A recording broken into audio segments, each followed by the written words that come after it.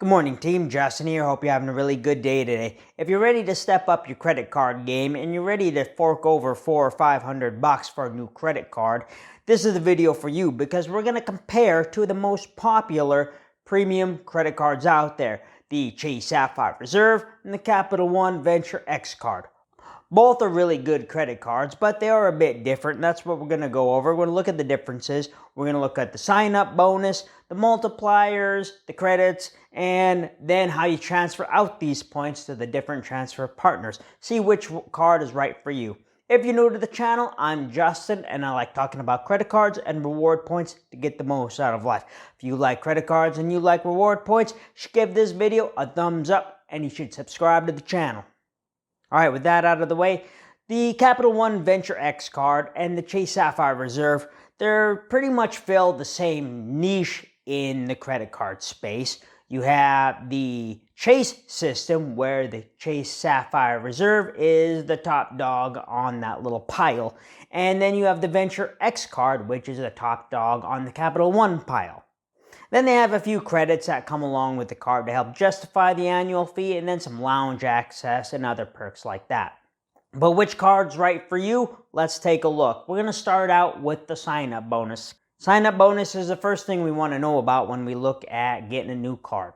The sign-up bonus on both these cards is pretty similar. The Capital One Venture X has a sign-up bonus of 75,000 Capital One miles after spending $4,000 in the first 3 months. And compare that to Chase Sapphire Reserve. Currently, it's advertising an 80,000 point sign-up bonus, but that's for a limited time, and that's a special offer. It's actually the highest I think it's the second highest sign-up bonus they've had since they've introduced the card. But it's for a limited time only, and by the time you watch this video, it's probably gonna be gone. And it'll probably revert back to its normal sign-up bonus of 60,000 points after spending $4,000 in the first 3 months of the card. So if you get the card within the next 9 days of filming this video, you get the 80,000 points.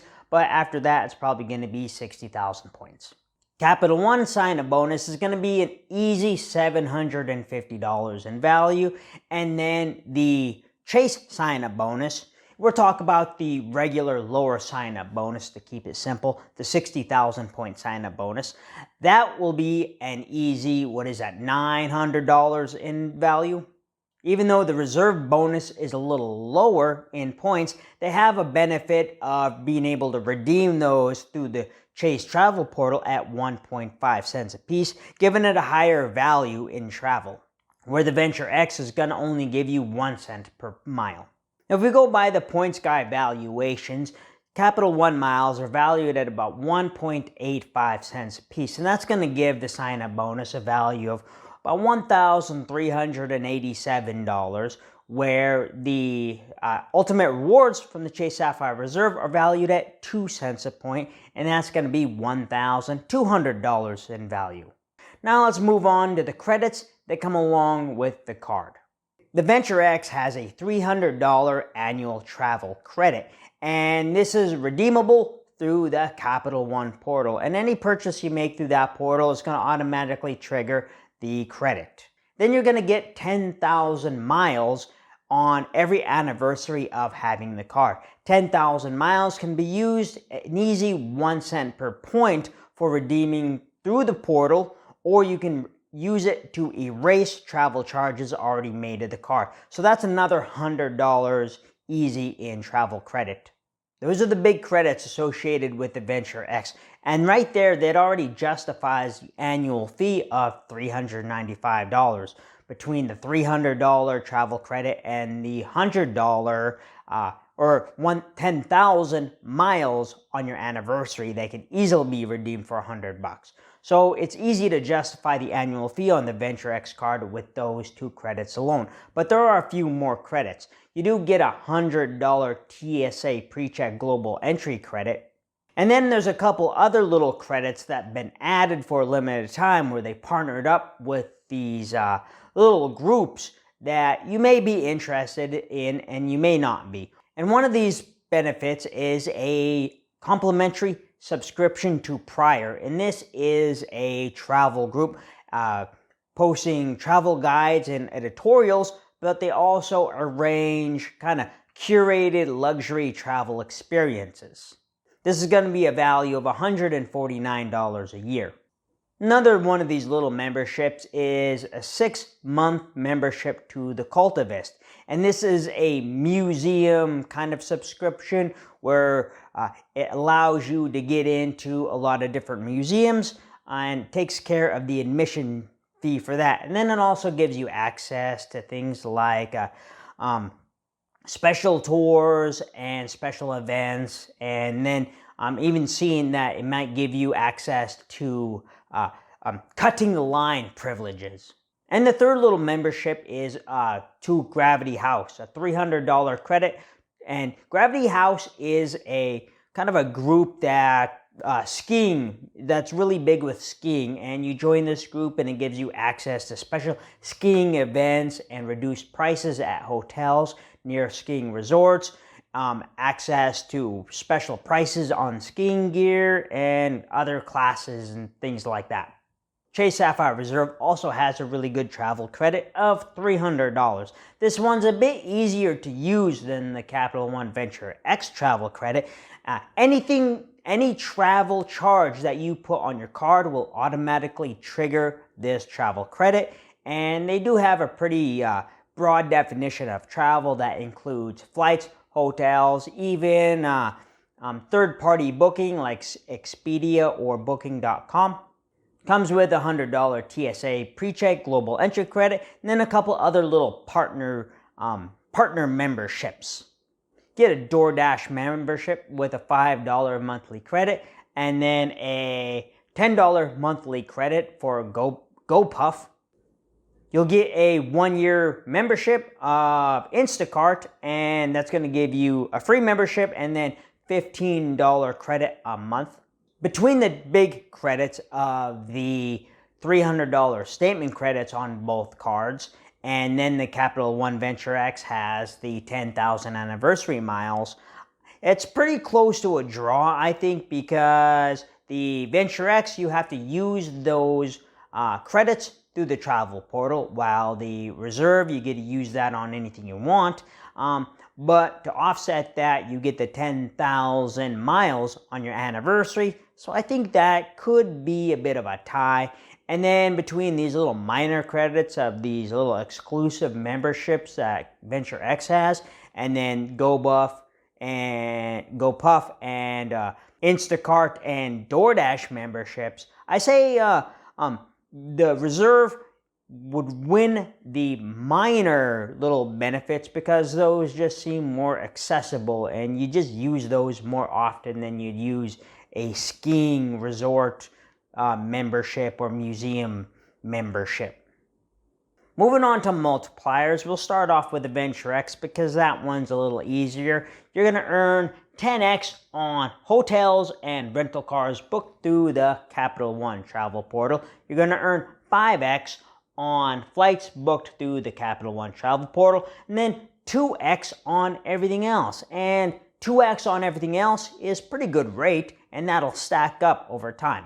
Now, Chase Sapphire Reserve has a whole bunch of different multipliers all over the place, so let's look at these. You're going to earn 10x points on hotels, car rentals booked through the Ultimate Rewards portal, then 5x on flights booked through the portal, 3x on travel, 10x on dining booked through the Chase Dining portal, 3x on other dining, and then 1 point on anything else. 3x on dining and 3x on travel is pretty good, but I'm not sure that that would outweigh 2x on everything else.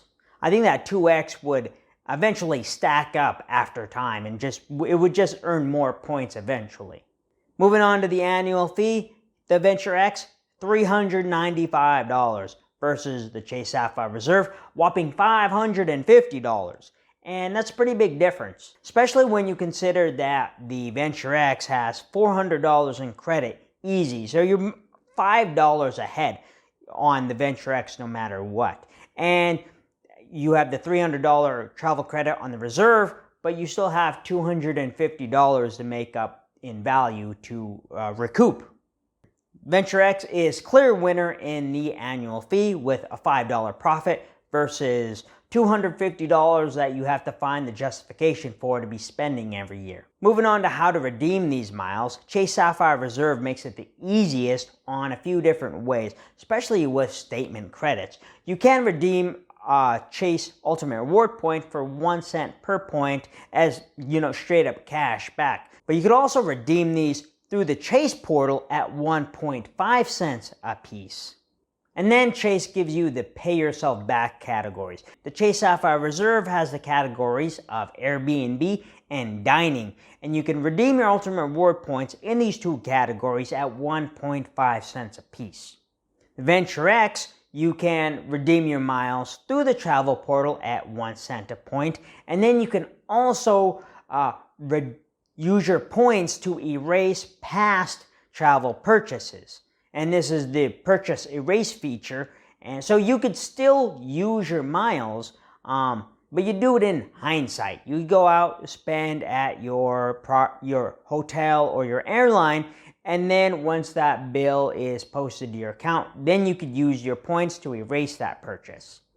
Otherwise, cash back is going to be 0.5 cents a piece, and that's a terrible value to be redeeming your points for. So I think the Chase Sapphire Reserve wins in that category.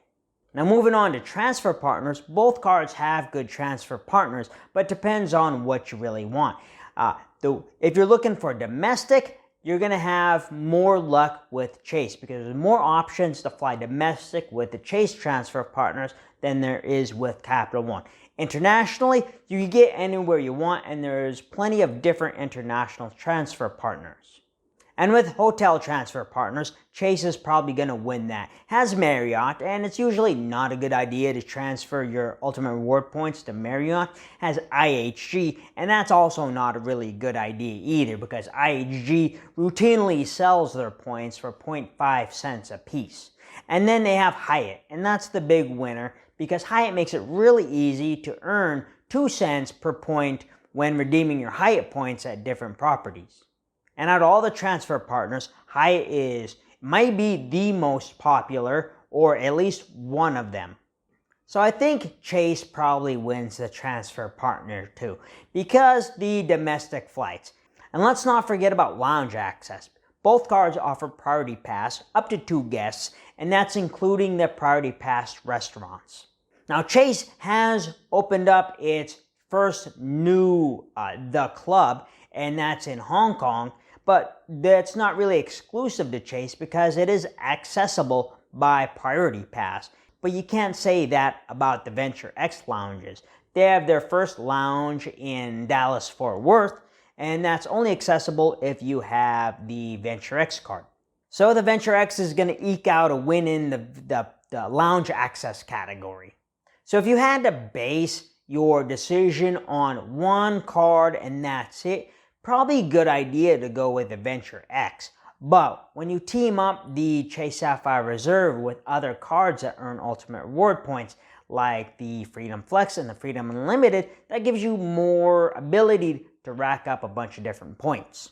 And maybe that ability to rack up a bunch of extra points in the little Chase ecosystem is going to help justify that $250 annual fee.